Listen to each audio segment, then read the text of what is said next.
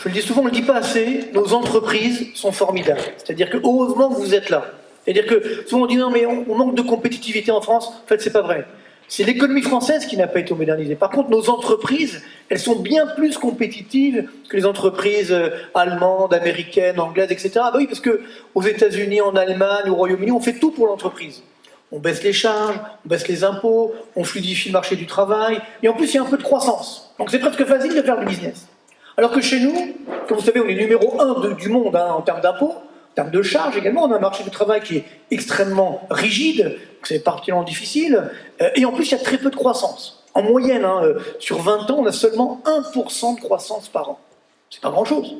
Et malgré tout ça, nous sommes toujours là. Vous êtes toujours là, vous innovez, regardez, c'est formidable, ça fait toujours plaisir. Je me déplace beaucoup, effectivement, à travers la France depuis quelques temps. Ça fait du bien aussi de retrouver, on n'est plus en Zoom, etc., le présentiel, il n'y a pas mieux. Et c'est vrai qu'on a des entreprises exceptionnelles qui innovent, qui continuent effectivement, je dirais, de regarder vers l'avenir. Et c'est ça le plus important, parce que les crises, évidemment, il y en a eu, il y en aura encore, bien entendu. Il ne faut pas en avoir peur. Et le problème que nous avons aujourd'hui, c'est qu'on veut constamment, justement, refuser de se faire mal, refuser de voir la réalité en face. Et donc, c'est ça mon propos d'aujourd'hui, quel va être le nouveau monde pour demain? Vous savez, c'est d'où le titre Reset. Et Reset, effectivement, quand un appareil ne fonctionne pas, on appuie dessus, et puis normalement, ça doit redémarrer. Alors, sauf que des fois, on appuie dessus, puis c'est pire qu'avant. Donc il faut éviter que ce soit le cas évidemment aujourd'hui, mais c'est vrai qu'on va avoir effectivement un nouveau monde, mais j'ai envie de dire qu'on est un nouveau monde qui soit mieux que le précédent. Le drame, c'est que pour l'instant, je ne vais pas vous faire peur, entre guillemets, c'est plutôt pire. C'est-à-dire qu'on a encore plus de dettes publiques qu'avant, on a encore plus de bulles boursières, obligataires, immobilières qu'avant, on a encore plus de déconnexion, on est encore moins connecté à la réalité. Et en plus, maintenant, il y a de l'inflation. Donc il y a énormément, effectivement, de danger, mais ce que je veux dire par là, c'est que nous avons les moyens d'être plus forts que ces crises. Si un jour vous avez un politique qui vous dit qu'il a la recette pour supprimer les crises, vous savez que c'est un menteur. Ce n'est pas possible. C'est comme le corps humain, des fois il y a des crises, l'important c'est de sortir par le haut de ces crises. Et donc je pense que je vais vous laisser comme message aujourd'hui, c'est ça. Alors bon, évidemment, vous savez, quand on dit faire des prévisions, vous savez pourquoi on a créé les économistes? Pour que les météorologues ne soient pas les seuls à se tromper. C'est par solidarité que nous sommes là. Maintenant, on pourrait dire aussi les médecins, parce qu'ils ont eu tellement de trucs avec cette pandémie que, bon, bref. Mais néanmoins, ce que je veux dire par là, c'est que je vais essayer de vous dire ce qui va arriver demain, mais je vous rassure, ce ne sera pas qu'un discours d'économiste. C'est pour ça qu'il y a un écran ici, parce que les économistes, c'est comme les politiques, ils parlent beaucoup, on ne peut pas vérifier de ce qu'ils disent. Là, tout ce que je vais vous dire, je vais aussi vous le montrer. Vous le montrer sur des graphiques. Des graphiques réalisés sans trucage, je le dis quand même, ça peut arriver parfois. Et c'est important de visualiser. Quand on visualise, on comprend. Et quand on comprend, justement, on a moins peur. On peut investir, on peut innover. Tout le problème de ces différentes crises, c'est que souvent, justement, comme on ne comprend pas ce qui se passe, alors on a peur et on est figé, on n'investit pas. Et ça, c'est bien entendu ce qu'il ne faut absolument pas faire. Alors voilà le programme, c'est un petit peu chargé, mais bien sûr, je laisserai également beaucoup de temps pour vos questions. Ensuite, j'y répondrai avec grand plaisir. Donc déjà, on verra que les crises sont des phases d'opportunité. Après, on va revenir quand même sur 2020, que j'ai appelé l'enfoiré. Bon, excusez-moi, on s'amuse comme on peut quand on est économiste, on ne veut pas m'en vouloir, mais c'est vrai qu'une année catastrophique, avec une récession dramatique, on verra si c'est vrai ou pas, et puis surtout, quelle reprise pour demain? Est-ce qu'on va vraiment avoir une croissance très forte pour toujours?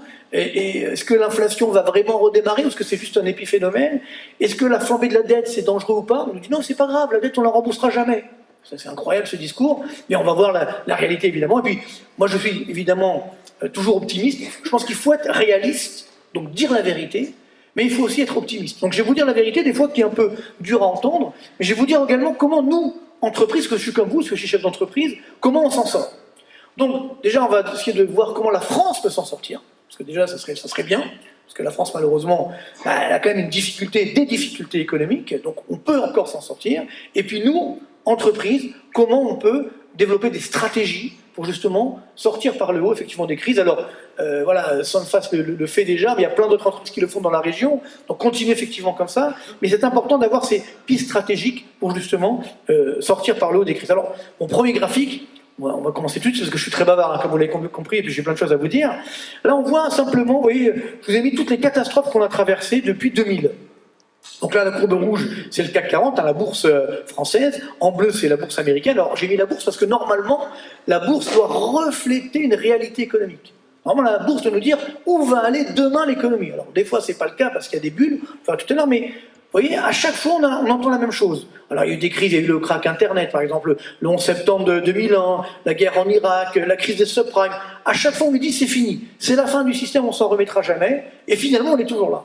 Hein, c'est la fameuse phrase de Nietzsche, hein, tout ce qui ne nous tue pas nous rend plus forts. Et c'est exactement ça. Il ne faut jamais, effectivement, s'apesantir sur notre sort. Si on arrive à relever les défis, on sera plus fort que par le passé.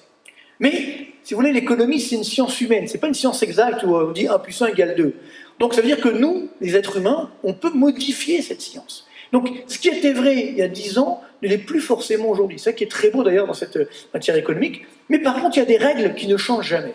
Alors, je ne vais pas tout commenter, je n'aurai pas le temps, mais oui, par exemple, cette crise des subprimes. C'est quoi cette crise des subprimes? Parce que c'est vrai qu'elle a fait peur à tout le monde, après il y a eu la faillite de Lehman Brothers. En fait, cette crise, elle est simplement liée au fait qu'on a voulu transformer une des règles de base de l'économie. Une des règles qui est toujours respectée, même si ça évolue, toujours respectée. Cette règle, c'est la suivante. C'est que plus le rendement augmente, plus le risque augmente. Ça veut dire, si je veux un rendement élevé, si je veux gagner beaucoup d'argent, pour faire simple, je dois prendre des risques. Et si je ne veux pas prendre de risques, ce qui peut se justifier, il y a des gens qui ne veulent plus prendre de risques, je dois me contenter de rendements faibles. Voilà. Si on raisonne comme ça dans sa vie, on n'aura pas trop de surprises. Le problème, c'est que l'être humain est ainsi fait qu'il veut justement transformer cette règle. Moi, ça m'arrive toutes les semaines. On dit, Moustati, il n'y a pas un truc, là, un produit financier où je pourrais investir, mais attention, sans risque, hein, je veux gagner de l'argent, mais sans risque. Ben non, ça n'existe pas. Ou alors c'est des délits d'initiés, et là c'est du pénal, là c'est très dangereux. Donc je n'en donnerai pas. Mais, vous voyez, et donc qu'est-ce qu'on a fait justement dans cette crise? Donc ça a commencé dès les années 90. En fait, on a pris les meilleurs mathématiciens, les meilleurs ingénieurs du monde, on les a mis sur les marchés financiers. On leur a dit, j'en ai connu, j'en ai rencontré bien sûr, on leur a dit, voilà, transformez cette règle. Donc qu'est-ce qu'ils ont fait? Je vais simplifier bien sûr, ils ont pris des dettes subprimes, donc extrêmement dangereuses, qui, je vous le rappelle, n'ont pas été inventées par un méchant spéculateur, elles ont été inventées par Bill Clinton. Dans les années 90, il avait dit, je veux que tous les ménages américains soient propriétaires de leur logement. Bon, c'est beau, c'est salutaire. Sauf qu'évidemment, une banque ne peut pas octroyer un crédit à un ménage non solvable. Hein, même en France, même partout. Donc, qu'est-ce qu'ils ont fait le gouvernement américain? Ils ont créé des organes ad hoc, qu'on appelle donc des subprimes, en disant, voilà, vous allez octroyer des crédits à des agents non solvables, et nous, le gouvernement américain, on va garantir l'hypothèque. Et ça a très bien marché pendant des années et des années, sauf que ça a tellement bien marché qu'il fallait calmer le jeu. Et donc, la Réserve fédérale américaine elle a commencé à augmenter les taux d'intérêt. Et donc, les ménages américains, donc non solvables, qui étaient déjà surendettés, en plus avec des taux variables, donc au début payer 2-3%, après payer 12, 13, 14, 15%, on ne pouvait pas rembourser. Donc ils ont fait faillite, les subprimes ont fait faillite, bon, on aurait pu s'arrêter là. C'était une crise immobilière, si vous voulez. Mais qu'est-ce qui fait que ça s'est généralisé au monde entier? C'est que ces dettes subprimes ont été transformées. Les mathématiciens tout à l'heure, ils ont pris ces dettes, elles ont transformé en des titres, ce qu'on appelle la titrisation. Donc ils ont créé comme des obligations, si vous voulez, sauf que ces obligations, ces produits financiers, étaient à l'époque notés AAA par les agences de notation. D'ailleurs, AAA, on ne savait pas ce que c'était à l'époque. Je crois que c'était l'andouillette. Hein, d'ailleurs, c'est 5A l'andouillette, hein, je crois qu'il y a des connaisseurs. Et effectivement, on disait, voilà, c'est quoi AAA? Ça veut dire sans risque. Donc on avait des produits financiers incroyables, qu'on appelait, certaines banques avaient créé ça s'appelait des SICAV monétaires dynamiques. Vous voyez, rien que le nom, déjà, il y a un problème. SICAV monétaire, ça veut dire sans risque, dynamique, à haut rendement. D'où vient le rendement? Ben, de ces dettes subprimes très dangereuses. Donc lorsqu'elles ont explosé, ces dettes subprimes, évidemment, le produit, c'est pas qu'il a baissé de 20%, il ne valait plus rien. Et donc aujourd'hui, ben, on a ce mouvement revient régulièrement. Alors, que ce soit la bourse, que ce soit maintenant les crypto-monnaies, etc. Et on oublie, l'être humain est ainsi fait, il oublie les choses. Donc il oublie cette règle de base. Donc il ne faut jamais oublier. Et donc, si vous ne savez pas quoi faire de votre argent, par exemple, investissez dans vos entreprises. Voilà, faites de l'innovation. Voilà, ça c'est. Alors, vous savez où va l'argent. Vous voyez que là, aujourd'hui, vous confiez l'argent, des fois, on ne sait pas. Bon, au Crédit Agricole, tout se passe très bien, généralement. Mais je veux dire, mais c'est vrai que généralement, là, aujourd'hui, moi, ça me rend fou. Mon fils qui a 21 ans, il me dit, bon, papa, écoute, ça ne sert à rien de travailler. Sur les crypto-monnaies, on peut gagner 100%, comme ça, 200%, en faisant pas grand-chose. C'est incroyable. C'est pas ça, la vie. Vous comprenez? Et moyennant quoi aujourd'hui, on a des pénuries de main-d'œuvre. C'est-à-dire qu'aux États-Unis, par exemple, ils ont sorti les chiffres là dernièrement, pendant le coronavirus, il y a 3 millions de personnes, donc d'Américains, qui sont mis à la retraite, alors qu'ils étaient encore jeunes. Ils ont dit, bon, j'arrête. Et ils ont commencé à boursicoter, etc. Et donc maintenant, ces 3 millions, maintenant que le boulot revient, ils ne sont plus là. Donc il manque aujourd'hui 3 millions de personnes pour travailler aux États-Unis. C'est quand même incroyable.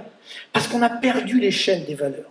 C'est ça qui est dangereux, c'est que cette crise, cette pandémie, si vous voulez, vous a fait perdre le sens des valeurs, comme avec les subprimes. Parce que bon, évidemment, ça s'est effondré, sauf que ça a redémarré. Pourquoi ça a redémarré?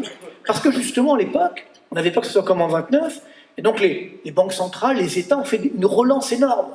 On a fait une relance budgétaire énorme à l'époque. À l'époque, j'étais l'un des rares à dire que ça allait redémarrer. C'était facile. Les États ont mis 5 000 milliards de dollars de relance à l'époque. C'est évident que ça allait redémarrer. Et les banques centrales ont mis ce qu'elles n'avaient pas fait depuis les années 20. Elles ont pratiqué ce qu'on appelle la planche à billets. Ah là là, c'est un terme magique. On imagine une planche à billets, voyez, on imprime les billets qui sortent. Ça fait rêver. Et donc, c'est vrai que ça a fonctionné comme ça. Et regardez, depuis, le problème, c'est que depuis, il n'y a plus de crise. C'est-à-dire qu'il y a eu la crise grecque, il y a eu la crise russe, le Brexit, etc. Et ça n'arrête pas les marchés. Même le coronavirus, on s'est fait peur pendant un mois, et là, regardez aujourd'hui, on est plus haut qu'avant, bien plus haut qu'avant la crise. Pourtant, le niveau de PIB, de richesse, n'a pas encore retrouvé le niveau d'avant la crise. Donc c'est qu'il y a un problème. Et voilà, c'est qu'on n'est plus dans un monde normal. Donc maintenant, je ne vais pas vous faire peur encore une fois, mais les vraies conséquences de la pandémie, d'un point de vue économique, c'est maintenant. On n'a rien vu pour l'instant. Parce qu'on était sous cloche, on était sous perfusion. Maintenant qu'on va devoir enlever la perfusion, c'est là qu'on va voir le vrai monde. Vous voyez? Donc, alors justement, quelques graphiques pour voir ce qui s'est passé quand même en 2020. Voilà. Donc là, on voit la croissance du PIB mondial. Vous voyez, c'est la courbe bleue ici. Donc de 1980 à 2019, on a fait 3,5% de croissance mondiale l'année dernière. Vous voyez, c'était le 2009, la crise des Lehman Brothers. On a fait seulement moins 0,1%. Pas grand-chose. Ça fait peur à tout le monde, mais moins 0,1%. L'année dernière, combien? Moins 4%. C'est-à-dire le PIB mondial, hors inflation, s'est effondré. C'est une vraie crise. C'est quelque chose de très grave. Si on regarde en termes d'activité économique, alors oui, il y a du rouge partout. Là, c'est 2020, ça c'est la croissance des différents pays. Ça a baissé partout. Partout, sauf, tiens, c'est bizarre, là où tout a commencé. C'est-à-dire en Chine. Le seul pays l'année dernière où il y a eu de la croissance, c'est la Chine. Il y a eu aussi l'Irlande, mais bon, c'est pour d'autres raisons. Mais... Donc voilà, à part ça, tous les autres pays se sont effondrés. En France, le PIB a chuté de moins 8%. Donc là, on a un problème. Le PIB s'est effondré de moins 8%. Pourtant, on n'a jamais eu aussi peu de faillites d'entreprises depuis 1986. C'est bizarre. Le chômage n'a jamais autant baissé. C'est bizarre. Mais voilà, on ne veut pas voir la réalité.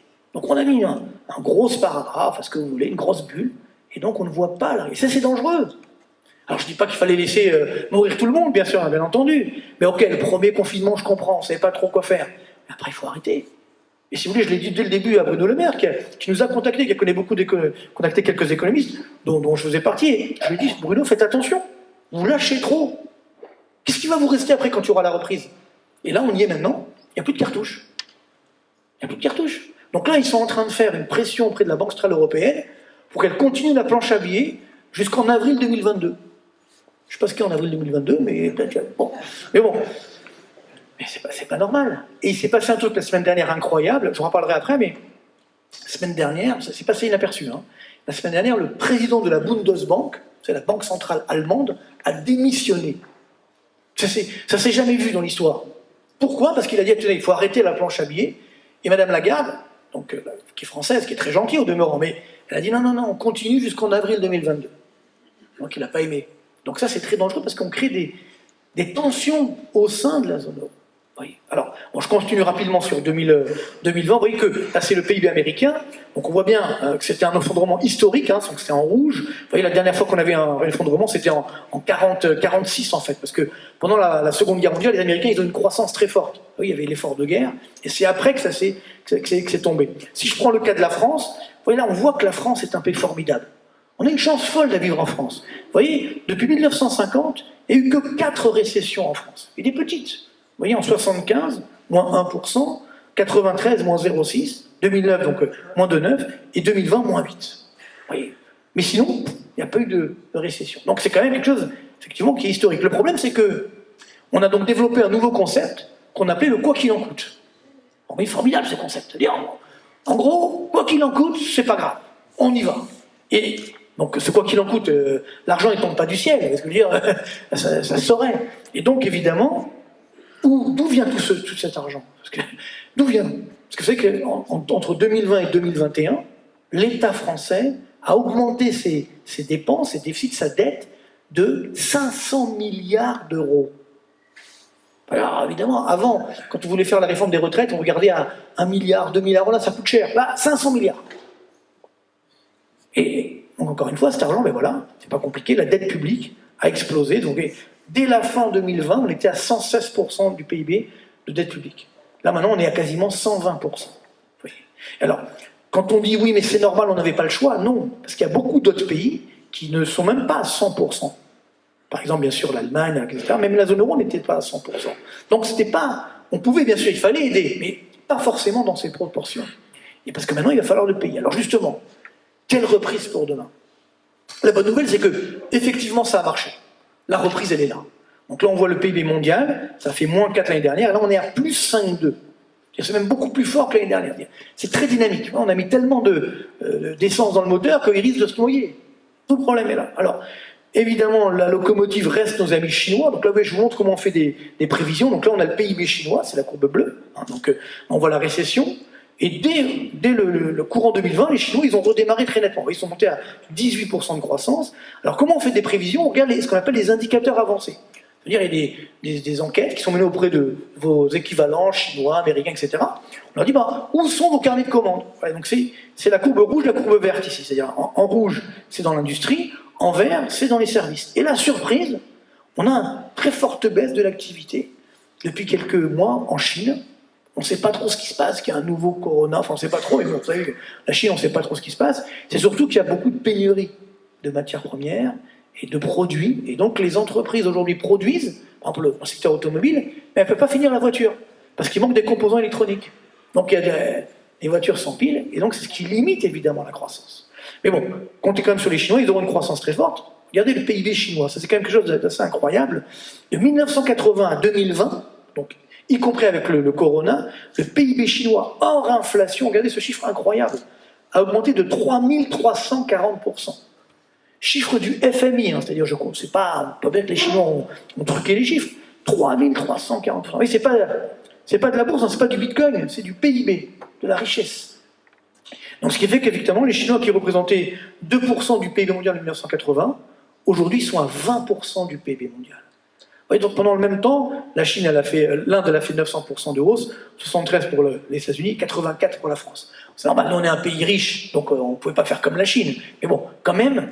Et donc la Chine, elle est devenue la première puissance mondiale. Et surtout, nous on les prenait pour des rigolos. Encore aujourd'hui, moi je faisais un débat la semaine dernière, quelqu'un me disait non mais la Chine c'est des copieurs, etc. C'est fini tout ça. Il y a évidemment toujours le copiage, mais il y a également de l'innovation. Et il y a une croissance qui devient dynamique. Et moi, ce qui m'a rendu complètement fou pendant encore aujourd'hui, c'est quand j'ai fait ce livre, donc Reset, c'est mon dernier livre, donc quel nouveau pour moi, je me suis dit, avec cette pandémie chinoise, on va peut-être punir les Chinois. On va leur dire, écoutez, maintenant il faut intégrer des règles sanitaires, des normes, je dirais, sociales, donc pour limiter un peu les exportations chinoises. En fait, pas du tout. Si bien que, regardez bien aujourd'hui, ça c'est les derniers chiffres du mois de septembre, ils viennent de sortir. Ça, c'est l'excédent commercial chinois. On a battu un nouveau record. 650 milliards de dollars d'excédent commercial de la Chine. Vous voyez? Donc, il y a un problème. On n'a rien compris. C'est-à-dire qu'on se dit finalement, alors on est bon pour les critiques, etc., mais on achète toujours autant chinois, plus qu'avant même. Donc c'est qu'il y a un problème. Vous voyez? Oui, parce que s'il n'y a pas le pendant en face, et les Chinois, évidemment, comme ils achètent des matières premières depuis des années, maintenant que les matières premières augmentent, ils se servent en premier, et après, si on est gentil, ils nous lâchent un petit peu, mais à des prix beaucoup trop élevés. Donc voilà, effectivement, le problème, on a sous-estimé les Chinois. Donc rapidement, on fait le tour de la reprise, là on va aux États-Unis maintenant. Donc là aussi, ça a bien redémarré. Et regardez les indicateurs avancés, là, ça repart à la baisse. Ça ralentit aussi aujourd'hui aux États-Unis. Pour les raisons que j'évoquais tout à l'heure, il n'y a pas de main-d'œuvre. C'est-à-dire que le taux de chômage américain, il est retombé à 4,8%. Et donc, on n'arrive pas effectivement à dynamiser cette croissance. Donc là, maintenant, on a la zone euro. Donc là, nous, pareil. Alors, vendredi, il y aura les chiffres du troisième trimestre qui ne sont pas encore sortis. Voilà, mais les indicateurs avancés, regardez, la courbe rouge, la courbe verte, dans l'industrie, dans les services, bam, ça repart à la baisse. C'est-à-dire qu'on a fait, la récession, on redémarre, et ça repart à la baisse. Malgré toutes les aides, malgré toute la planche à billets. Mais c'est le problème que j'évoquais tout à l'heure, la fameuse croissance structurelle. Quand vous faites -8 et après +6, c'est facile. Quand on a touché le fond de la piscine, on remonte automatiquement. Ce qui compte, c'est de continuer d'augmenter. Et comme on a ce qu'on appelle une croissance structurelle, ça veut dire la croissance qui s'obtient lors d'un fonctionnement normal de l'économie. Le rythme de croisière de la croissance, ça veut dire sans relance, sans aide, sans récession, le niveau normal. C'est 1% de croissance. Donc ne rêvez pas, on ne va pas avoir 6% de croissance en 2022. On va revenir vers 2, voire 1%. Parce qu'on n'a pas modernisé notre économie. Tout le problème est là. Si vous voulez une croissance structurelle plus forte, il faut faire des réformes structurelles. Ce qu'on ne veut pas faire depuis des années parce qu'on ne veut pas se faire mal, malheureusement. Alors, ça c'est le cas de la zone euro, ça c'est le cas allemand. Ils ont redémarré aussi, mais regardez, ça ralentit très nettement ces derniers mois. Même en Allemagne. Vous voyez ? Donc c'est que on a un petit problème. Et là, la France, pareil, exactement la même chose. Malgré toutes les aides, on revient dans la croissance structurelle de 1%, et bam, ça repart à la baisse. Vous voyez, je pourrais vous mentir et vous dire que tout va bien dans le meilleur des mondes. Je laisse ça à nos dirigeants politiques ou à d'autres. Je dois vous dire la vérité, je ne vais pas vous mentir. Mais ça ne veut pas dire qu'on va pas s'en sortir. Mais ça veut dire qu'aujourd'hui, c'est en train de ralentir. Parce que toutes ces dépenses ont été excessives et n'ont pas produit les effets positifs. Regardez, ça c'est le niveau du PIB. Donc là, en rouge, c'est la France. Donc là, on regarde où on était en 4e trimestre 2019, donc avant la pandémie. Ça s'est effondré, ça a redémarré. Mais encore aujourd'hui où nous parlons, on est 3,2% en deçà du niveau de 2019. Vous vous rendez compte ? On a mis 500 milliards d'euros pour avoir un PIB inférieur au niveau de 2019. Ça fait cher payer le 10e de point de croissance. Et attendez, mais cet argent, les 500 milliards, là, c'est nous qui allons les payer, ne croyez pas, ça va pas sortir d'un chapeau. Alors peut-être ça prendra des années, mais justement, ça prendra des années, ça veut dire que nous on paiera, nos enfants, nos petits-enfants. Oui, c'est ça le problème. Donc, si ça relance une croissance très forte, au diable l'avarice. Si ce n'est pas le cas, alors là, c'est effectivement un petit peu dangereux. Donc voilà mes chiffres de croissance. Donc pour cette année 2021, on sera autour des 5,86% de croissance en France, et 2022, on revient vers 2% de croissance. Parce que justement, on a cette inflation qui est en train d'augmenter, donc qui limite mécaniquement notre croissance économique. On sera à 3,3 l'année prochaine. Et regardez nos amis chinois, eux aussi ralentissent. Ils ont fait la Chine, c'est là, 8,3 cette année à peu près, et l'année prochaine, ils vont ralentir à 6%. Donc même eux, ils sont en train effectivement de ralentir. Parce que justement, on a une inflation qui augmente et un nouveau modèle de croissance. Alors, c'est vrai que par rapport à ça, vous allez me dire, mais ça m'arrive souvent, on me dit, mais c'est toi, écoutez, on vous aime bien, mais soyez sympa. Arrêtez de parler de la croissance. Parce que ça ne veut rien dire, la croissance. Vous détruisez la planète. C'est vrai ? Comme vous le savez, la Terre est ronde. Bon, je sais qu'il y en a qui croient qu'elle est plate, mais j'ai entendu ça dernièrement. Bon. Mais admettons, on va dire quand même elle est ronde.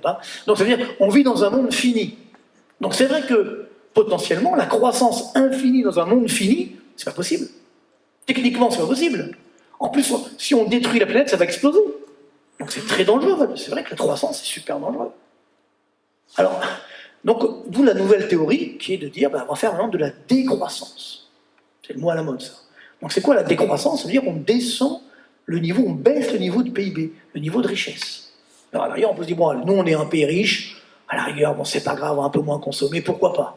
Mais les pays pauvres, on va leur dire la même chose.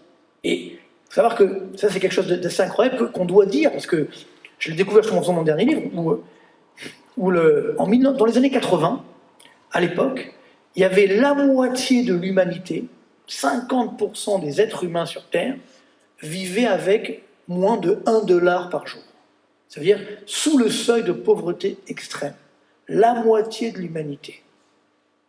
En 2019, quelle était cette part de personnes qui vivaient sous le seuil de pauvreté extrême?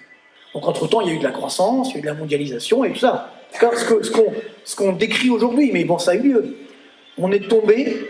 Ah, peut-être Macron qui appelle, non? Peut-être plus qu'on va le rappeler. Donc, effectivement, on est tombé, tenez-vous bien, en 2019, cette part de personnes qui vivent sous le seuil de pauvreté extrême, qui est d'ailleurs monté à 1,9 $ par jour, c'est pas grand-chose non plus, mais bon, on est tombé à 8,5%. C'est énorme. C'est un vrai progrès humanitaire, j'ai envie de dire. Vous voyez. Mais le problème, c'est que quand est arrivée la pandémie, justement, donc ça, là, on a eu de la vraie décroissance, si vous voulez, la vraie baisse du PIB.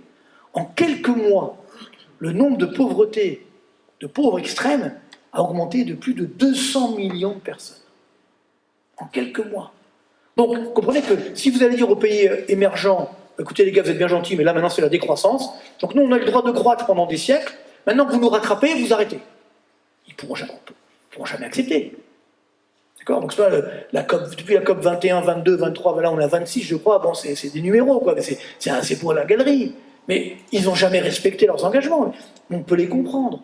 Et même nous, pays riches, si je fais de la décroissance, qu'est-ce qui se passe? Ben, on l'a vécu.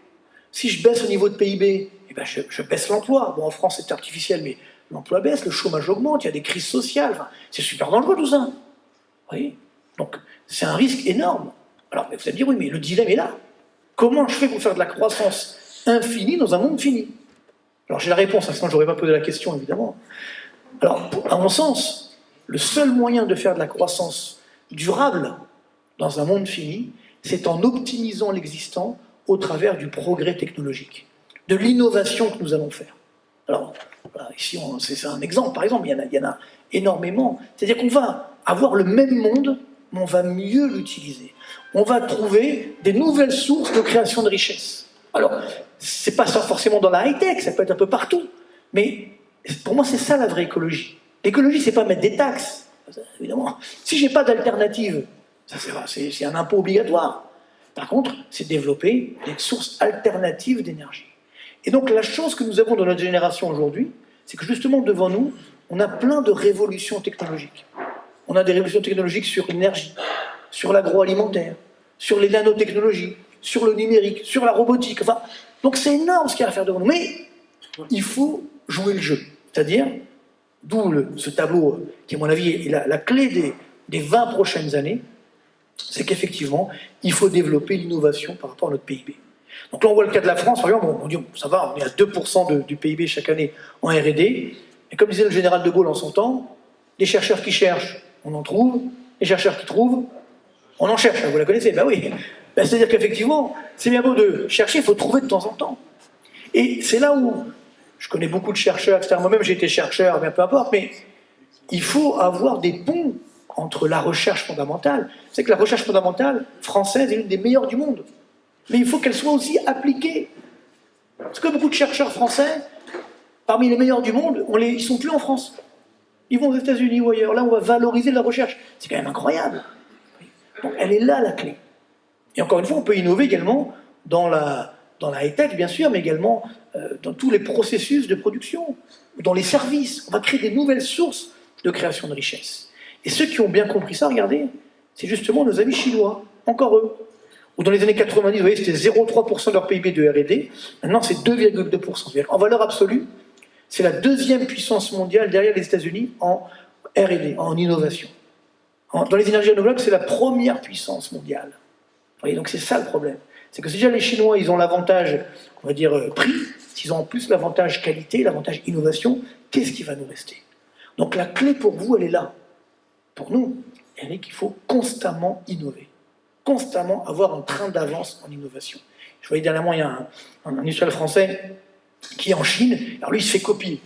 Alors le problème, c'est quand vous faites copier en Chine, comme évidemment, souvent les entreprises qui copient, les entreprises publiques, donc si vous allez porter plainte, évidemment, le gouvernement chinois, il ne va pas aller dans votre sens. Mais qu'est-ce qu'il m'a donné une réponse incroyable. Il m'a dit, c'est pas grave, du moment que je suis copié.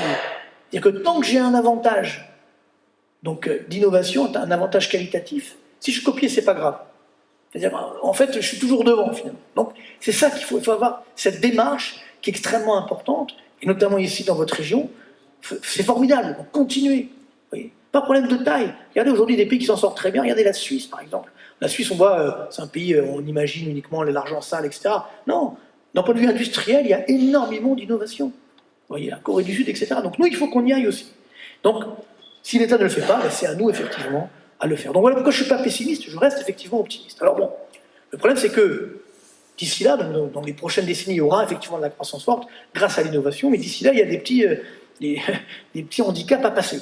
D'abord l'inflation. Alors, est-ce que c'est vrai que l'inflation est là? Parce que c'est vrai qu'on nous dit, non, elle n'est pas là, etc. Je pense que tout le monde ici, vous pouvez témoigner, oui, l'inflation est là. Donc là, je vous ai mis quelques graphiques. D'abord, c'est aux États-Unis, vous voyez, ça c'est l'inflation américaine. On est effectivement à 5,4% d'inflation. Ouais, c'est pas 1, c'est pas 2, 5,4. Et même hors énergie, on est à 4% d'inflation. voyez, hors énergie, c'est la courbe rouge. Si vous vous souvenez, en 2008, par exemple, la hausse des prix du pétrole, à l'époque, mais il n'y avait pas eu d'inflation hors énergie. Là, effectivement, on a les deux. Si vous regardez maintenant, vous voyez, l'objectif de la Réserve fédérale américaine, c'est 2% d'inflation. Donc ce qui est complètement fou, c'est que, normalement, elle aurait dû dire, oh là là, là on va trop loin, j'arrête la planche à billets. Mais comme elle veut faire plaisir au marché, aux politiques, etc., elle dit non, non, je continue. Et donc, malgré une inflation à 5%, elle fait toujours la planche à billets alors que son objectif c'est 2%. Ça, c'est évidemment très dangereux. L'indicateur avancé, c'est les prix à la production aux États-Unis, on est à 8%, donc c'est-à-dire que la courbe bleue de l'inflation va continuer. Regardez ce graphique, toujours aux États-Unis, comprenez les prix à la production hors énergie et produits alimentaires, un sommet depuis, regardez bien, 1982. Ouais, donc, c'est pas une petite inflation, ça. C'est une inflation qu'on n'a pas connue depuis les années 80. On s'en souvient, hein, je veux dire, moi j'étais tout jeune à l'époque, mais comme nous tous, mais c'est vrai qu'on avait une inflation extrêmement forte. Comprenez ? Donc là, on est au même niveau. Pourquoi ? Parce qu'on a trop injecté de liquidité dans le circuit. On a créé trop de monnaie par rapport à la production. Donc c'est la règle de base de l'économie, l'offre et la demande. S'il y a trop de demande par rapport à l'offre, les prix augmentent. C'est pas... Là aussi, l'économie c'est simple, il faut juste avoir le bon sens. Ne jamais perdre de vue le bon sens. Alors si maintenant je regarde ce qui se passe chez nous, donc là c'est en Allemagne par exemple, ils sont à 4,1% d'inflation. En Espagne, 4%. Les Allemands, ils ont horreur de l'inflation comme j'évoquais tout à l'heure. Si je vois maintenant la France, enfin tous les pays développés, enfin une partie, vous voyez, pour l'instant la France on est à 2,2, mais norme INSEE. Si je prends les normes Eurostat, ça veut dire harmonisation Eurostat, on est à 2,7%. C'est bizarre, il y a un écart, mais surtout, d'ici la fin 2021, début 2022, on sera à 3,5% d'inflation. Donc l'inflation, elle va augmenter. Pourquoi ? Alors pourquoi on fait cette prévision ? Parce que tout simplement, l'indicateur avancé de l'inflation, qui sont les prix à la production, augmente. Vous, en fait, vous avez les prix à la production, vous, les entreprises. Donc pour l'instant, elles ne répercutent pas sur les prix de vente, il ne faut pas perdre des parts de marché. Mais regardez bien le niveau des prix, là c'est les chiffres qui sont sortis ce matin en France, au mois de septembre. L'inflation des prix à la production, pour les entreprises, plus 10,8%. Donc évidemment, ça va prendre du temps, mais ça va se répercuter. Donc l'inflation va augmenter, et donc si l'inflation augmente, ben, ça casse le pouvoir d'achat, donc ça limite la croissance. Vous voyez, tout ça à cause d'une erreur de stratégie. Alors, j'ai quand même une bonne nouvelle, c'est qu'en 2022, l'inflation va repartir à la baisse à partir de la mi-2022. Pourquoi ? Pour comprendre, vous voyez, je vous ai mis le pétrole. Ça, c'est la courbe bleue, le cours du pétrole, et la courbe rouge, c'est la croissance mondiale. Donc vous voyez que, si vous vous souvenez, en 2008, le baril est monté au plus haut à 150 $. À l'époque, on disait on va monter à 250 $. Je disais, déjà 100 $, ça n'a pas de sens, alors 250. Je dis non, on va baisser. Je n'avais pas de boule de cristal, hein, vous voyez. Simplement, encore une fois, le bon sens. Quand le baril va trop loin, la croissance, la courbe rouge baisse, donc ensuite le baril s'est effondré. Oui. Donc là, aujourd'hui, c'est pareil. L'année dernière, ça s'est effondré parce qu'il n'y avait pas de croissance. Maintenant que ça redémarre, la courbe rouge, donc c'est la croissance mondiale, et la courbe bleue, ben, elle remonte. C'est logique. 80, 90 $ le baril. Par contre, comme l'année prochaine, on va avoir un ralentissement de la croissance, le baril va repartir à la baisse. Donc ça, c'est la bonne nouvelle. Mais ça va prendre du temps pour impacter la consommation. Ça sera plutôt seconde partie 2022. Donc on a quand même 8 mois avec une inflation qui va rester élevée. Donc c'est là où on va voir effectivement les entreprises qui ont les reins solides, puis celles qui ne pourront pas, qui devront répercuter, qui vont perdre des parts de marché. Tout l'enjeu, effectivement, est là. Mais si vous regardez les prix des matières premières, ce qu'on appelle l'indice CRB, donc toutes les matières premières confondues, vous voyez, depuis avril 2020, ça a augmenté de 121%. Vous voyez comme quoi, faire des prévisions, c'est, entre guillemets, facile, c'est-à-dire qu'on a des indicateurs avancés. Donc là, aujourd'hui, l'inflation va continuer d'augmenter. Donc pour vous, ça veut dire, il faut être prudent.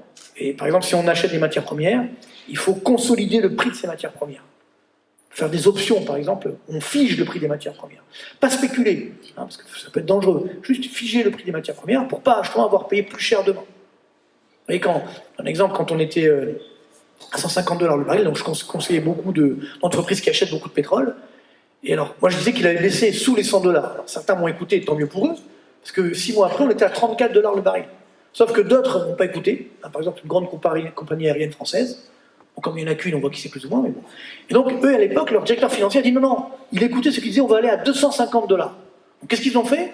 Ils ont acheté du baril, donc en juillet 2008, à 6 mois, à 150 $. Sauf que 6 mois plus tard, le baril valait 34 $. Et ils devaient le payer à 150. Oui. Donc là, un conseil que je vous donne, Ne spéculez pas sur les matières premières. Figez le prix, si vous pouvez, avec des options. Les banques sont là pour vous aider, mais il ne faut pas spéculer. Donc ça, c'est un moyen. Et puis également, essayer de consolider, de garantir vos approvisionnements. Parce qu'il y a des pénuries aujourd'hui, comme j'évoquais tout à l'heure. Donc là aussi, il faut, si vous pouvez sécuriser pour les 6 prochains mois, c'est extrêmement important. Donc voilà. Ça, donc, c'est le premier enjeu sur l'inflation. On s'en remettra, mais globalement, je dis toujours, l'inflation, c'est pas, c'est comme le cholestérol. C'est-à-dire, il y a la bonne et la moins bonne. C'est-à-dire, l'inflation qui est due à la demande, à une croissance forte, à un chômage faible, ça c'est bon si les salaires augmentent. Par contre, l'inflation qui est due aux matières premières, là, c'est la mauvaise inflation. On ne peut pas la gérer, on voit aujourd'hui. Les prix augmentent, mais les revenus n'augmentent pas à l'aune des prix. Donc ça casse le pouvoir d'achat. Ah là, on a donné un chèque de 100 euros, bon, très bien. Alors si demain ça continue, on va encore donner 100 euros. C'est pas une bonne stratégie. C'est-à-dire qu'aujourd'hui, si vous voulez donner du pouvoir d'achat, comme on est numéro 1 mondial des impôts, vous baissez un peu les taxes et les impôts, tout de suite vous avez du pouvoir d'achat. Oui, mais après, il faut une volonté politique de le faire. Alors justement, la volonté, on ne l'a pas parce que la dette publique explose. Ce qu'on va voir maintenant. Vous voyez, en fait, là, les bâtonnets bleus, c'est le solde de la balance publique française. Alors ce qui est incroyable, c'est que normalement, la relance, c'est ce qu'on appelle la relance keynésienne. Comment ça marche? Quand je n'ai pas de croissance, c'est normal que je fasse une relance. C'est normal que mon déficit augmente. C'est logique, parce qu'il n'y a pas d'activité. Il faut que je relance la machine. Mais ce qu'on a oublié de dire, c'est que, après, quand les moteurs privés prennent le relais, quand la croissance revient, donc on n'a plus besoin de l'État pour relancer la machine, puisqu'elle est déjà relancée. Donc l'État doit se retirer, doit retrouver un équilibre ou un excédent public, ce qui lui permettra de relancer la machine lors de la prochaine crise. Ouais, c'est cyclique l'économie, c'est logique. Sauf que nous, en France, il remonte à quand le dernier excédent public? Regardez, c'est le petit truc bleu là, vous voyez 1974. Ça ne nous rajeunit pas. Hein. Oui. Depuis, que des déficits. Oui. C'est ça le problème. Parce qu'on me dit, comment on peut atteindre 120% de dette publique? La dette publique, c'est la courbe rouge. La dette publique, c'est le cumul des bâtonnets bleus. Elle ne tombe pas du ciel, la dette publique. Comme je suis constamment en déficit, il faut payer. Et la dette, en elle-même, ce n'est pas un problème. Le problème de la dette, on peut monter à 200% aussi. Mais il faut que cette dette soit soutenable. C'est quoi la soutenabilité de la dette? Ça veut dire, nous tous, on s'endette. Qu'on soit entreprise, qu'on soit ménage, c'est normal, c'est la vie. Mais à une condition. Il faut que cette dette génère suffisamment d'activité, de revenus si vous préférez, au moins pour rembourser les intérêts de la dette. C'est logique. Oui. Or nous, si je prends le cas de la France, si je prends 100% d'impôts sur le PIB, c'est-à-dire je prends toute ma hausse du PIB, heureusement ce n'est pas le cas, mais admettons, eh bien je ne rembourse même pas les intérêts de la dette. Et ce, depuis 2007. C'est-à-dire que juste pour rembourser les intérêts de la dette, je dois encore m'endetter. C'est une fuite en avant permanente. Ça, aucune entreprise peut le faire. L'État, c'est pas une entreprise, mais quand même. Oui. Donc c'est ça qui est dangereux. C'est qu'aujourd'hui, alors les taux d'intérêt sont bas, donc ça ne se voit pas. Mais regardez cette année. Je comprends l'année dernière, on a fait un déficit public de 9,2% du PIB l'année dernière. Donc cette année, on a 6% de croissance. On dit, bon, il va baisser le déficit. Non. On est à 9%. Donc il n'a quasiment pas baissé. Donc il y a un problème. La croissance redémarre et j'ai toujours autant de déficit. Encore une preuve. Ben oui, parce que là, on rase gratis. Là, il n'y a plus de pandémie. Enfin, il y a toujours là, plus ou moins, mais bon, de moins en moins. On y va quand même. C'est ça qui n'est pas sérieux. Et c'est qu'on lâche, il n'y a rien pour retenir. Vous comprenez? Et après, il faut payer tout ça. Donc, comment on paye? Ben oui, avec les impôts, bien entendu. Vous voyez, si je compare, par exemple, à l'Allemagne, c'est ça qui est... Parce qu'on me dit, non, mais arrêtez, on n'avait pas le choix, on est obligé d'augmenter les déficits publics. Mais regardez nos amis allemands. Bon, je ne fais pas l'apologie du modèle allemand, mais regardez, depuis 2011, ils sont soit en équilibre, soit en excédent public. 8 années d'excédent ou d'équilibre budgétaire. Vous voyez? Alors après, évidemment, quand arrive la crise, eux aussi, ils ont un déficit, mais vous voyez, ils sont seulement à 4% du PIB. On était à 9%. Donc ce qui fait, attention, le graphique suivant est très dur à supporter, donc je peux vous prévenir, les hommes sensibles. Regardez ce graphique incroyable. Moi, ce graphique, il me rend fou. Vous voyez, là, vous avez la dette publique. En France, c'est en bleu. En rouge, c'est en Allemagne. Vous voyez que jusqu'en 2009-2010, on avait à peu près le même niveau, en 2011. Et puis après, alors là, nous, c'était le grand n'importe quoi. On a fait flamber la dette publique, alors que les Allemands, ils ont réduit la dette publique. Vous voyez? Et ce qui fait qu'aujourd'hui, ils sont à 70% de dette publique par rapport au PIB. Nous, on est à 120%. 50 points d'écart. C'est pas acceptable. Ils sont pas mieux que nous, les Allemands. Vous comprenez? Et donc aujourd'hui, quand on dit aux Allemands, écoutez les gars, moi, arrêtez vos bêtises, on sait ce qu'on fait. On n'est pas crédible. Comprenez? Il y a un problème de crédibilité. Ce qui fait que la semaine dernière, la Bundesbank, le président, il a démissionné. Comprenez? Donc, c'est ça qui est extrêmement bon. Et vous voyez, alors bon, cocorico quand même, parce que depuis 2020, la France, c'est le pays qui apporte le plus de dette publique à la zone euro. Formidable. Ah oui, c'est pas mal quand même. Hein, vous voyez, avant, il y avait les Italiens qui étaient devant nous, la courbe verte, et nous, depuis 2020, ça y est, on passe devant. Et on lâche pas la place, on lâche pas. Ces derniers chiffres, on ne veut pas... Bon, c'est quand même, c'est embêtant. Et les Allemands, par exemple, ils sont beaucoup plus bas. Mais bon, là aussi, c'est une stratégie. Et donc, fin 2021, en termes de déficit de dette publique par rapport au PIB, la France va être dans le top 6, allez, de la zone euro. Grèce, Italie, Portugal, Espagne, Chypre, France. Donc on est même loin devant les Belges, par exemple. On aime beaucoup les Belges, mais quand même. Vous voyez? Donc, et quand on dit qu'on n'avait pas le choix, c'est pas vrai. Il y a beaucoup de pays qui, effectivement, ont une dette publique beaucoup plus basse. Vous voyez? Comme ici, bon, je ne parle pas de l'Irlande, mais regardez, des Pays-Bas, on dit 57%. Eux aussi, ils ont une crise. Donc il y avait d'autres moyens que de laisser filer les déficits et la dette. Mais bon, c'est pas ce qu'on a choisi malheureusement. Et nous, le problème, c'est que 52% de notre dette est détenue par des étrangers et non résidents. Parce que souvent on me dit, regardez au Japon, il y a 240% de dette. Oui, mais au Japon, 99% de la dette est détenue par des Japonais. Donc ça reste entre eux. Puis bon, l'économie japonaise, c'est une économie qui ne bouge plus, quoi. Ils vivent sur leurs acquis, mais ils n'iront pas plus loin. Donc nous, aujourd'hui, si demain, par exemple, on annule la dette, qu'est-ce qu'on va faire des non-résidents?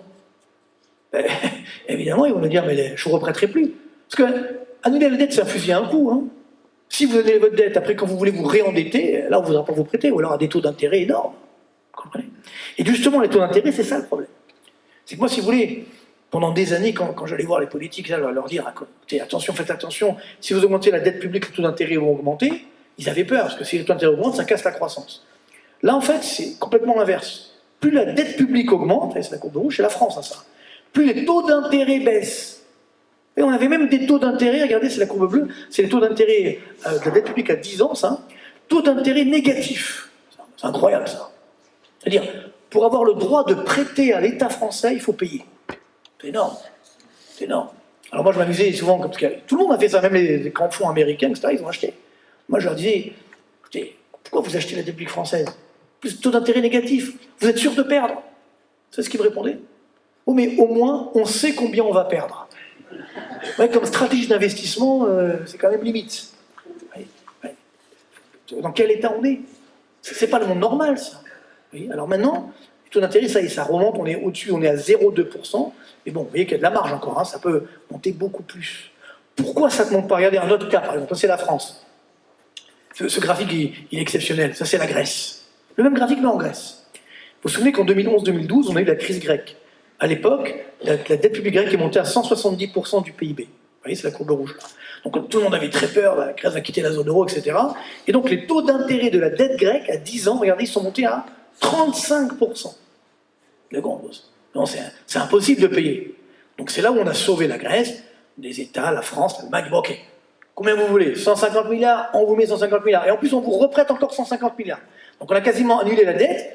Et après, évidemment, chasser la nature, il revient au galop, le naturel revient au galop, et évidemment, ça revient. Et donc aujourd'hui, elle a combien la dette grecque? 210% du PIB. Donc bien plus que pendant la crise. Il a combien le taux d'intérêt à 10 ans grec? Elle est un peu remontée, mais au plus bas, il était à 0,7%. C'est pas sérieux. C'est comme si vous prêtez des bonnes bouteilles de vin à un ivrogne. En disant, il ne va pas vous les rendre, hein, ça c'est sûr. Ben là, c'est pareil. Comment? Vous voyez, c'est même pire que les subprimes. Parce que les subprimes, c'est vrai que c'était dangereux, mais au moins ça ramenait de l'argent. Ça avait un rendement très élevé, donc si j'ai vendu à temps, je n'ai pas perdu. Que là, c'est extrêmement dangereux. En plus, ça me ramène 0,7% par an pendant 10 ans. Il faut être fou. Vous comprenez? C'est pas le monde normal, ça. Donc on va sortir de ça. Comment c'est possible? Alors très vite, je vais vous expliquer, parce que je reviens sur la planche à billets, voilà. Ça, je vous montre comment fonctionne la création monétaire. Donc là, vous avez le bilan d'une banque centrale. Donc au passif, il y a la monnaie en circulation. Et à l'actif, il y a ce qu'on appelle les contreparties de la masse monétaire. Donc il y a l'or, les devises, qu'on appelle les réserves de change, et les titres. Bon, c'est ça la création monétaire normale. C'est quoi la planche à billets? C'est que je n'ai pas de contrepartie. Mais c'est pas grave. Je crée quand même de la monnaie. Comme vous savez, un bilan est toujours à l'équilibre. Donc avec cette monnaie, automatiquement, j'achète de la dette publique. Donc c'est formidable, les États n'ont même pas allé à faire appel au marché, c'est la BCE ou la Banque centrale qui rachète directement cette dette. Voilà pourquoi les taux d'intérêt sont si bas. Oui. Et ce qui est fou, c'est que bon, ça on aurait pu dire, on l'a fait par exemple après la faillite de Lehman Brothers, on l'a fait pendant la pandémie, on dit bon, ok, on s'arrête maintenant. Regardez ce graphique, c'est un autre graphique dur à supporter, mais qui est incroyable. Là, c'est le bilan de la Banque Centrale Européenne. Vous voyez, en 2015, on était à 2000 milliards d'euros. Là, on est à quasiment 8400 milliards. Fois 4. Vous vous rendez compte? Donc, effectivement, cet argent, comme vous voyez, il a été créé donc ex nihilo. C'est-à-dire, il ne correspond pas à une création de richesse. Voilà pourquoi l'inflation augmente. Vous avez distribué de l'argent, mais en face, il n'y avait pas de création de richesse. Donc, c'est quoi qui s'ajuste? C'est les prix. Vous voyez, voilà. Donc, je comprends hein, la pandémie. Après, il faut s'arrêter. Non, on ne s'arrête pas. On est dans une drogue dure, si vous voulez dire. On ne peut plus. On est complètement... Ça, c'est de la morphine. Sauf que la morphine, comme vous le savez, elle calme la douleur, elle ne soigne pas la maladie. Et donc, c'est ça qui est grave. C'est que là, on est sous perfusion, on ne voit pas ce qui se passe, mais on n'a pas résolu le problème. Alors, je vais quand même vous donner maintenant les résolutions de problèmes. On va les essayer. Donc, dans ce contexte, comment? Parce qu'on va sauver la France. Il faut sauver la France. Alors déjà, bon, pas de French bashing. On a un pays qui est formidable. Tout à l'heure, avec Vincent, justement, à chaque fois que je me balade en France, nos paysages sont quand même exceptionnels. Enfin, on a un pays qui est formidable. Enfin, il faut vraiment le dire. Pour toutes ces raisons-là, je n'ai pas développé. Bon, aussi l'espérance de vie, on vit de plus en plus longtemps. Magnifique. Et ça aussi, on ne le sait pas suffisamment. Vous savez que la France est numéro 1 mondial des dépenses sociales. Eh ouais. Elle consacre 32% de son PIB aux dépenses sociales, contre par exemple 20,5% en moyenne pour les pays de l'OCDE. L'OCDE, c'est les pays développés. Hein. Oui, on est vraiment au-dessus. Donc c'est formidable. Oui, il n'y a pas beaucoup de pays qui ont ça. Il n'y en a pas du tout. Mais donc, grâce à ça, le taux de pauvreté en France devrait être à 22%. Il tombe à 14%. C'est-à-dire 5 millions de personnes qui sont sauvées de la pauvreté. Donc c'est bien. Oui. Le problème, c'est que tout ça, évidemment, ça a un coût. Alors bien sûr, on a des fleurons industriels, hein. Bon, j'ai mis quelques exemples ici également, mais ces dépenses, effectivement, ont aujourd'hui un coût. Et le coût, c'est ce tableau qui, évidemment... Alors vous aurez tous les chiffres tranquillement, parce qu'on n'aura pas le temps de tout voir, mais je vous les laisserai, hein. Je les laisserai bien entendu à Jean-Pierre, et vous pourrez les distribuer avec grand plaisir. Vous voyez ce que j'ai vu tout à l'heure, la croissance structurelle. C'était 2,7% dans les années 80-90, et là c'est plus que 0,9%. Et donc, ça c'est un truc horrible, hein. Regardez... le poids de la France en PIB par habitant, donc ça veut dire richesse par habitant, la position dans le monde. En 90, on était 12e de la planète. C'est une belle place. Et là, maintenant, on est 25e. Avant même la pandémie. Vous voyez, donc, c'est ça le problème, c'est que si je dépense, ok, mais si ça fait l'effet inverse, toute la difficulté aujourd'hui, elle est là. C'est que, bien entendu, pour financer tout ça, vous voyez, alors voilà, ça c'est notre problème. Tout à l'heure, on voyait les déficits publics, là on a les déficits commerciaux. Heureusement que vous êtes là, hein, que vous exportez un petit peu, malheureusement ça ne suffit pas. Vous voyez que nous, on ne fait plus d'excédents depuis 2002-2003, hein, on a évidemment, encore cette année, on est à 69 milliards d'euros de déficit commercial. Si je vois le même graphique en Allemagne, à votre avis, c'est rouge ou c'est vert? Ben voilà, ben oui, il n'y a que du vert. Voilà, ça c'est rageant. C'est rageant, vous voyez. Rien que l'année dernière, ils sont à 215 milliards d'euros d'excédents. C'est-à-dire, depuis 2000, ils ont accumulé plus de 3000 milliards d'euros d'excédents commerciaux, alors que nous, on est à 900 milliards de déficit. Vous voyez le problème? Vous voyez le problème? Et d'ailleurs, la réponse est très simple. Pourquoi?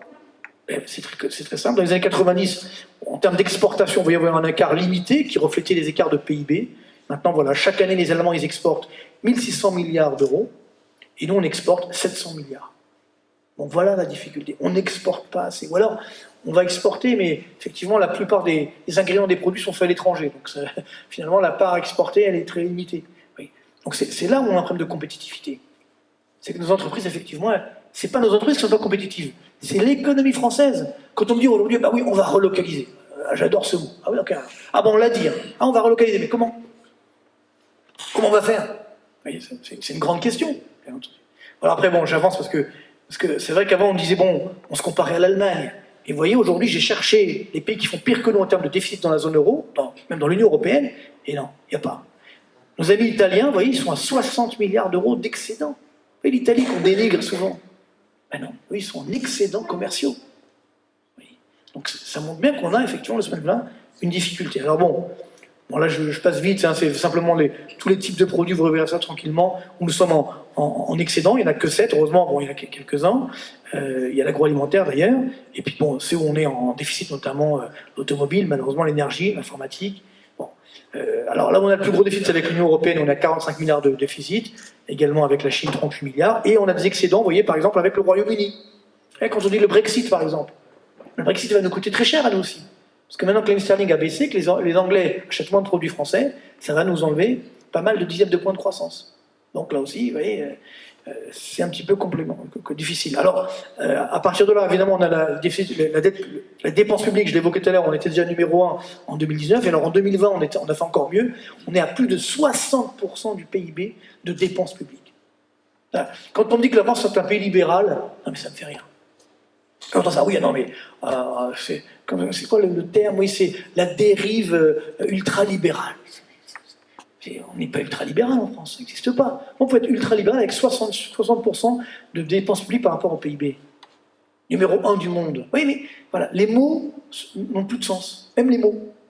Oui. Mais ça fait tellement plaisir de le croire. C'est pas du tout vrai. Vous comprenez? Et donc, encore une fois, pour payer tout ça, et ben voilà, nous sommes aussi numéro 1 des impôts. Là, c'est l'impôt, vous voyez, 49% du PIB d'imposition. Et donc, plus on augmente ce qu'on appelle les prélèvements obligatoires, c'est la courbe rouge, plus la croissance structurelle, la courbe bleue, baisse. Donc, ça veut dire que si vous voulez que la courbe bleue remonte, il faut baisser la courbe rouge. Il faut effectivement baisser les impôts. En plus, on a évidemment des dangers sociétaux avec le chômage. Et là, c'est vrai que c'est un paradoxe énorme. Alors, c'est vrai qu'on vous dit « Ah non, mais le chômage est à 8%. » Mais attention, pas n'importe quel chômage. Le chômage de catégorie A. Oui, les chômeurs de catégorie A, c'est les chômeurs labellisés. Si vous voulez. C'est-à-dire, ils ne travaillent pas du tout, ils font une recherche active, ils sont immédiatement disponibles. Voilà, donc il faut les trouver. Hein. Mais c'est pas ça le chômage. Le chômage, c'est des gens qui ont travaillé 2 heures dans la semaine. Donc ils ont travaillé, mais ils sont. Mais par contre, le reste n'ont pas travaillé, donc c'est quand même des chômeurs. Mais on ne les met pas dans les statistiques. Donc si vous prenez tout ça, vous avez un taux de chômage de 20% de la population. 6,6 millions de personnes dans toute la France. C'est pas rien. Vous voyez. Et donc c'est là le paradoxe, c'est que malgré ces chômeurs, chez nous, vous avez des pénuries de main-d'œuvre. Donc là, on a tout l'enjeu déterminant sur la formation. Il va falloir miser à fond sur la formation, ce qu'on appelle la destruction créatrice. Je vais détruire des emplois dans les anciens secteurs d'activité, mais je vais en créer beaucoup plus dans les nouveaux. Oui, mais ça ne marche que si la main-d'œuvre s'est formée.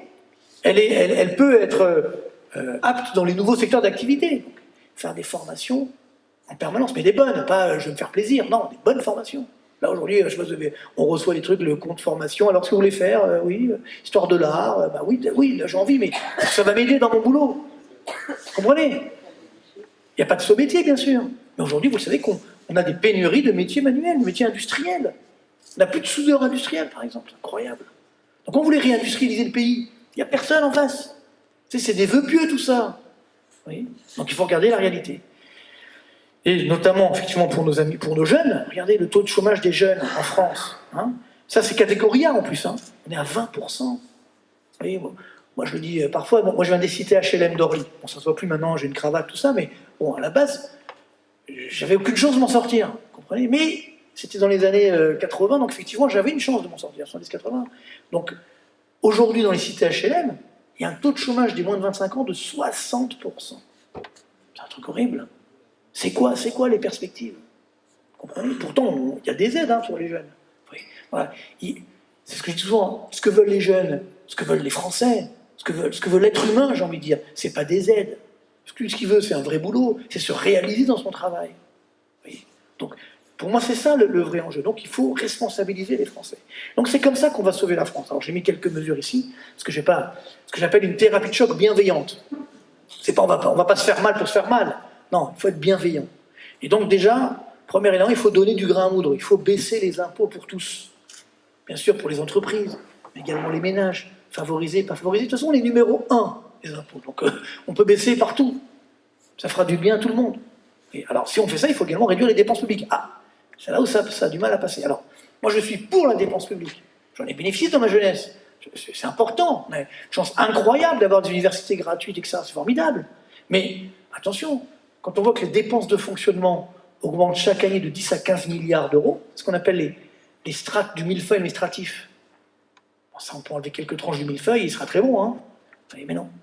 Donc c'est ça qui... Là où on peut agir sans toucher la santé, sans toucher le social, quoi qu'on peut organiser de façon plus opportune, mais voyez, réduire le coût du travail, bien entendu, ça veut dire réduire les charges, donc augmenter le salaire net, on connaît du pouvoir d'achat. Pareil sur l'effet 35 heures, etc. Bon, ça, je ne reviens pas. Innover, comme je l'ai vu tout à l'heure, avec des fonds d'investissement qui puissent innover. Parce qu'on n'en a pas. Aujourd'hui, les fonds d'investissement, il y a les banques, bien sûr, qui sont là, tant mieux, mais ça ne suffit pas. Qui peut aujourd'hui s'engager sur 30 ans, 40 ans, 50 ans? C'est ça, l'innovation. C'est pas, vous ne récupérez pas l'argent au bout de 5 ans. Hein. C'est sur plusieurs années, puis il y aura des pertes. Alors avant, il y avait l'État qui faisait ça. Sauf que maintenant, l'État, comme il est surendetté, il n'a plus les moyens. Donc il nous manque un acteur, ce qu'on appelle les fonds de pension, qui vont gérer effectivement la retraite et qui vont prendre des risques sur le très long terme. Et ça nous permettra également de financer la retraite en France, qui, comme vous le savez, malheureusement, n'est pas financée. Et dernier point, bien sûr, ce qu'on essaye de faire ensemble en ce moment, développer la culture économique des Français. Alors vous avez cette culture, mais il faut la développer autour de vous. Il faut la développer autour de vous, c'est absolument indispensable. Ne comptez pas sur les médias, j'y participe de temps en temps, mais ils ne veulent pas. Ils ne veulent pas qu'on aille trop loin. L'éducation nationale, j'en parle pareil. Vous lisez un manuel d'économie de seconde aujourd'hui, ça fait peur. Et donc, donc, je vais vous mettre à contribution. C'est chez vous, dans vos entreprises, que vous devez développer la culture économique des Français. De vos salariés. Vous devez leur dire, ben oui, voilà, comment ça fonctionne dans l'entreprise? D'où vient le profit? C'est quoi, comment sont formés les salaires, par exemple? Ils ne savent pas. Ils ne savent pas combien un salaire coûte à un chef d'entreprise.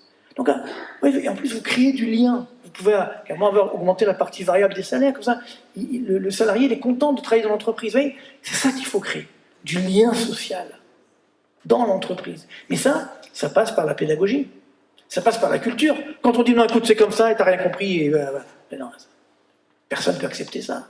Ce mépris-là, il est insupportable. Parce qu'il faut le dire, il y a eu beaucoup de ça depuis des années. Donc ça, c'est insupportable. Donc voilà. Il faut créer ce lien social, et ça se fera dans nos entreprises. Et en plus, vos salariés seront bien dans leur basket, et donc ils travailleront encore mieux pour vous. Vous aurez une meilleure qualité. Donc, voilà, les moyens, ils existent. Alors maintenant, pour terminer, et j'ai envie de dire, qu'est-ce qu'on fait dans nos entreprises? C'est pareil. Il faut oser aller vers l'avenir. Déjà, quelques points saillants.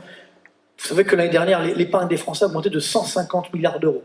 C'est énorme. Ah oui, on leur a donné de l'argent, ils ne pouvaient pas consommer. Alors, évidemment, ils sont restés chez eux. Ils ont mis dans l'épargne. Donc maintenant, ils vont consommer cette épargne. Donc ça, c'est bon en termes de consommation, évidemment. Alors les ménages, bien sûr, tout ce qui est dépenses autour du foyer, de l'alimentaire également se développe. Il y a le fameux exode urbain.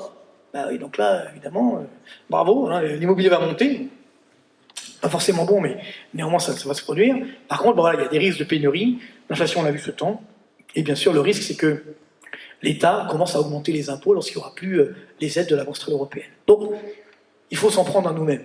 Et quels sont les moyens justement de sortir par le haut de cette crise, tout comme de toutes les crises d'ailleurs? Alors il y a plusieurs stratégies, moi j'en mets 4 en avant.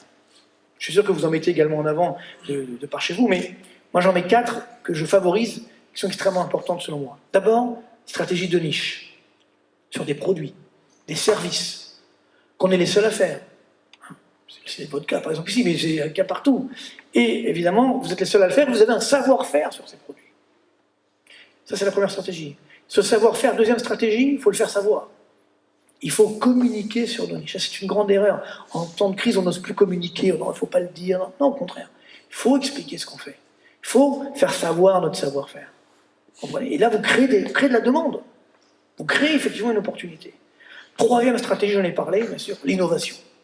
L'innovation avec la formation, parce que là aussi, il faut la main-d'œuvre qui soit compétente. Alors encore une fois, bien sûr, vous allez me dire, moi je ne suis pas dans la high-tech, comment je vais innover? Non, mais on peut innover partout. On peut innover dans les relations clientèle, dans la gestion des stocks, dans le site internet, les relations comptables. Toujours faire cette démarche où je vais améliorer un petit peu le système pour effectivement gagner des parts de marché, pour faire la différence finalement. Et dernière stratégie, évidemment, un développement à l'international. Vous l'avez compris, il y a beaucoup plus de croissance dans le monde par rapport à la France. Et donc aujourd'hui, on a toujours la chance, nous les Français, d'avoir une bonne image. Enfin, nos produits ont toujours une bonne image. Donc il faut en profiter. Ça ne va peut-être pas durer éternellement, donc il faut effectivement en profiter. Oui. Et il faut le faire maintenant, parce que vous l'avez compris, je pense que les taux d'intérêt vont augmenter. Donc les taux d'intérêt aussi bas comme aujourd'hui, ça ne sera pas non plus éternel. Donc si vous avez des investissements à faire, des innovations, c'est maintenant qu'il faut le faire. La banque est là, donc voilà, ils vont... je plaisante, mais ce que je veux dire, c'est que, voilà. Et pareil, si vous avez de l'argent, vous ne savez pas quoi en faire, investissez dans vos entreprises. Au travers de ces stratégies, avec bien sûr de la transparence, une excellence du service à la clientèle. Et si vous faites ça, je n'ai aucune inquiétude. Je pense que beaucoup le font déjà, mais si vous faites encore mieux, évidemment, vous serez des gagnants de la crise. De cette crise et des crises, parce qu'il y en aura d'autres des crises.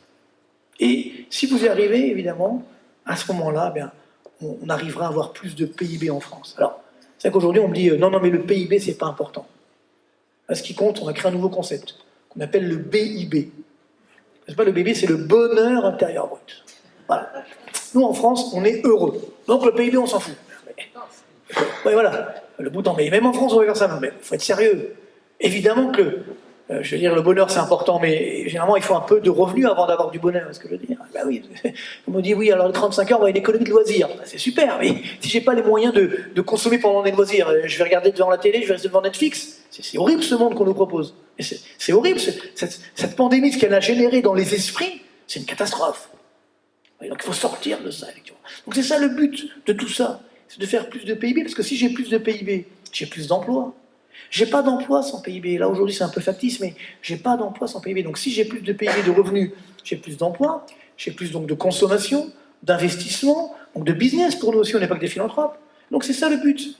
Si j'ai plus d'investissement, de consommation, de revenus, d'emplois, donc tout simplement plus de réalisation économique, puisque c'est le mot à la mode, donc tout simplement plus de bien-être ou plus de bonheur économique, du moins, c'est tout le mal que je nous souhaite, c'est tout le mal que je vous souhaite. Merci beaucoup. Merci.